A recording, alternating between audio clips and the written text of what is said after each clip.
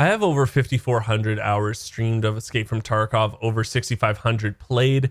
And you know what? I really wanted to make a little advice video for new intermediate players. Hell, even veterans will find this useful. And also just answer a lot of frequently asked questions I get, because as a streamer, we get asked, generally the same questions, week in, week out. And I don't mind answering them every week at all, but I wanted to make a video so that you guys have it in one place. So it's not going to be a long video, and I think it'll be really beneficial to a lot of people.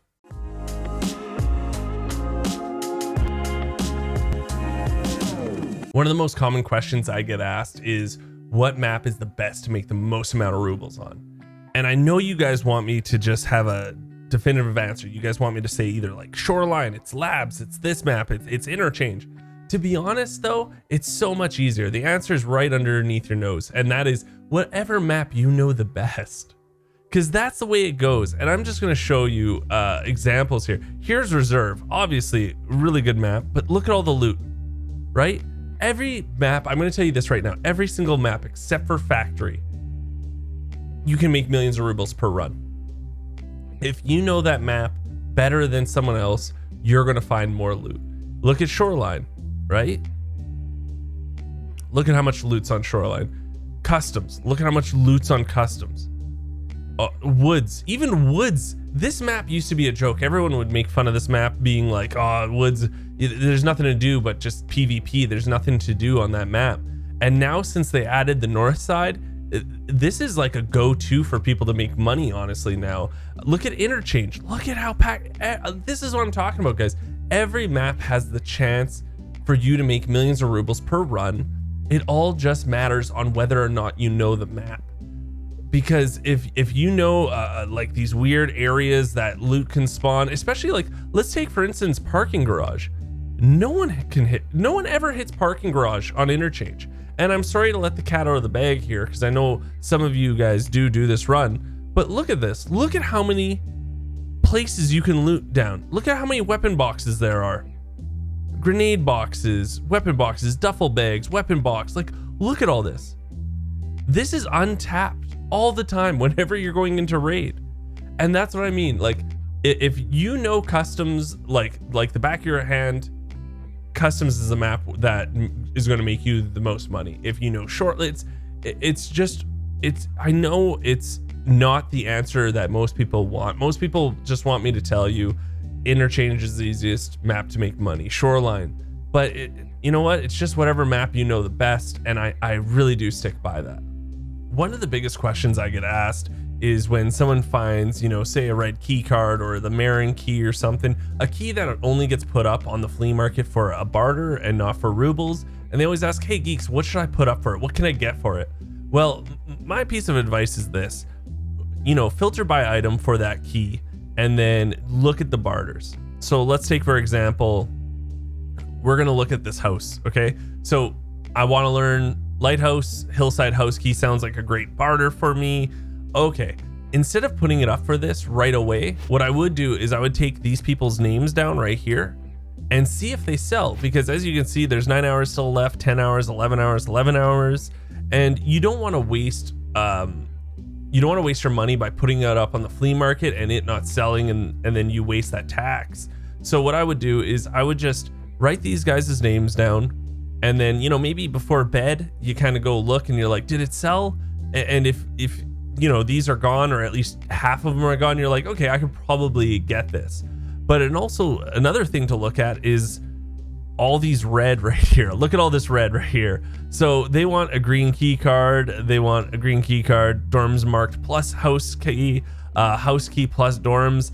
And as you can see, that this was created over 12 hours ago and no one is biting, which isn't a good sign. Now, I'm not saying it's impossible to get this. Obviously someone must have bid on this, but what I'm telling you is it's just not likely, right? It's just not likely. This is for a 2-pack, and if you want, you can exclude. But the other thing I want to show you, so that's my way of telling you, is to go into the filter by item for it and look at what's up for it right now, right? Like, get an idea and just see if it sells. And if you want to just throw it up for what you want, hey, all the power to you, but I'm just trying to save you some cash. Now, the other thing you can do is required search, which means this is what items people are selling to get the key. So someone has 6 red gunpowder up for 1 Marin key. It's not the best deal, but if you really want 6 gunpowder, you can get this. Now, I don't recommend doing it this way only because there are some greasy barters, and you know, I know a lot of people in the community have gotten tricked by this before. And you know what? I know a lot of you guys are saying like, no way someone's got tricked. Yes, there's always someone that gets tricked, but people will see like graphics card total 18 and they'll be like, holy shit, 18 graphics card for 1 Marin key? I'll do that. But in reality, it's just they have 18 of these barters up. So they're only offering 1 graphics card per 1 Marin key, which isn't a good barter at all. So it is kind of like, hey, not everyone's trying to trick someone on this, but it kind of is sometimes. Like, at least you can see here it says 6-pack, so you know what a pack of them looks like, or a 2-pack. But in this scenario right here where it just says total 5, they're just offering 1. So if you wanted, say, 2 military corrugated tubes, you know, you can throw it up for 1, but this one, it's only going for 1. So that's my, you know, little advice for what you get. But I would go filter by item and just find something you like. I think this is a broad statement that goes for every single person that plays video games, Tarkov, everything. Stop comparing yourself to anyone else, really, right? So one of the things that I get asked a lot is, especially early wipe, they're like, hey, I'm level blah blah blah, is that good? Or, you know, I'm only level yada yada and you're this. It's like, hey, you and I are different people. You and Joe Schmo are different people. You and this person are different. I think what you should be doing is just thinking, hey, are you proud of where you are? Or did you have a goal to be a certain level by a certain time? Not everyone has all the time in the world. Some people have been playing this game for years upon years, and it's something that we all do as humans. It's just we compare each other to another person, and I do it all the time as a streamer, as a content creator. I'm always looking at person A, seeing what they're doing. Oh, they have so many viewers, or they are getting so many video views. What am I doing? Focus on your own grass. Don't look at how green your neighbor's grass is. Focus on your grass. Get that shit green as possible. I know it sounds stupid, but it's super true. Don't worry about if a streamer already has cap or something. Are you proud of where you are in the game? Are you happy at your level? That's all that matters. Don't worry about anyone else. I know you've probably heard this many times, but stop trying to run and gun in this game. And I'm going to put this a different way for you, okay? Instead of saying stop trying to run and gun, just blah, blah, blah. Okay, play this game like it's Tom Clancy's Splinter Cell. That's what I tell everyone.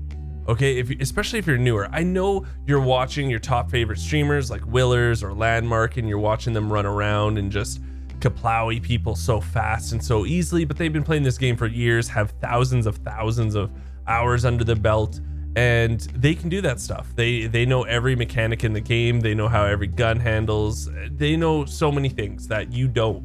That for you to really get your teeth sunk into this game, you need to play this game like it's Tom Clancy's Splinter Cell. And what I mean by that is, if you hear a gunshot to your left, you're going right. Okay, like that's how you have to play it first. The only thing you should be trying to attack when you first start playing this game is scavs, is like those NPC characters you see. And even then, I would tell you, try not to even get into a battle with too many of them either. Just get to know the map, get to play offline a lot. I know that's not cool or sexy because offline doesn't get you anything, but you also don't lose anything.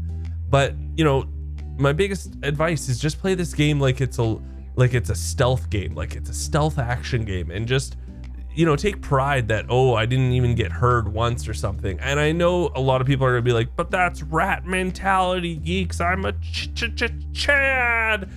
Okay, cool. But until you can play like a Chad, play like a rat, okay? Like, I don't know what else to tell you.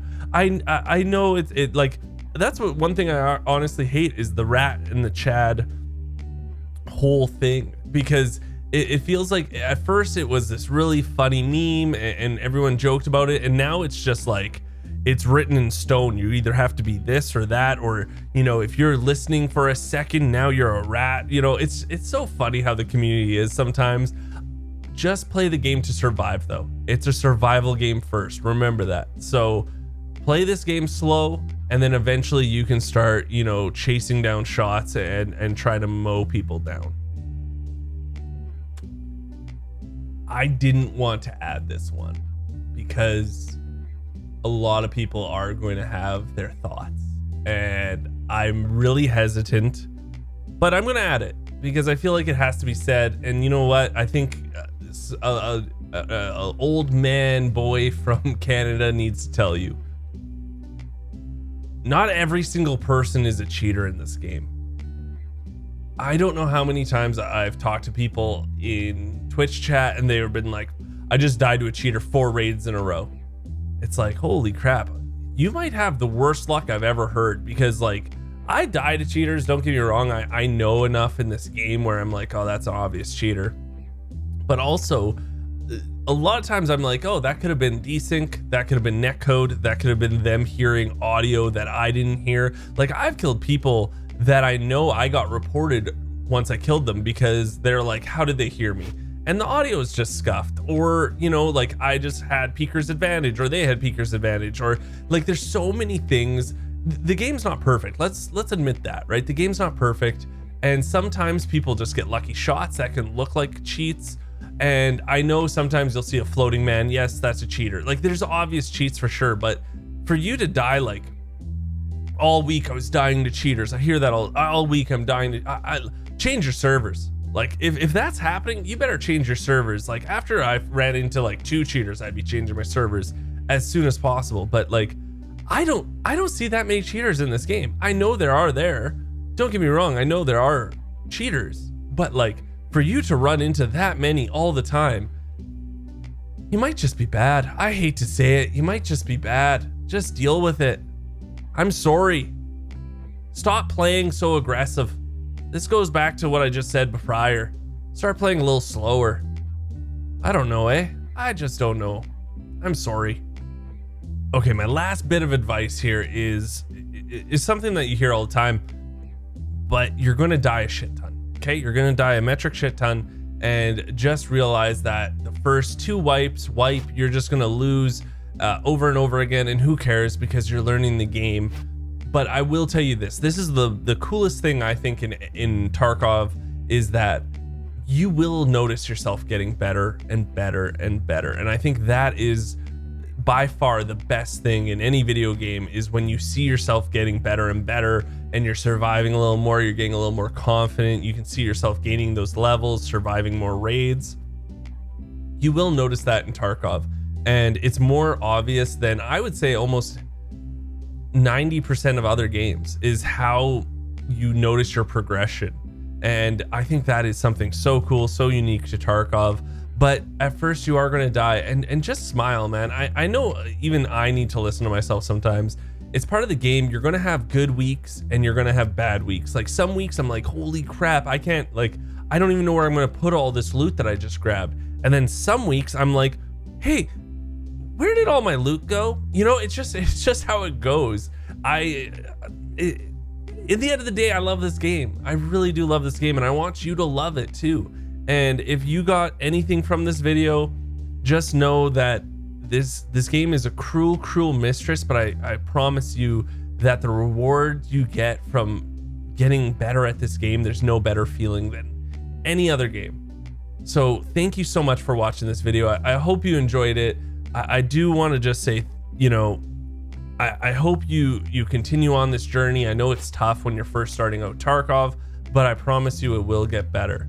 If you like this content, hit the thumbs up button, subscribe to the channel. If you really want to do me a huge favor, you could always, you know, send this video to one of your friends. Maybe they need to hear some of this advice.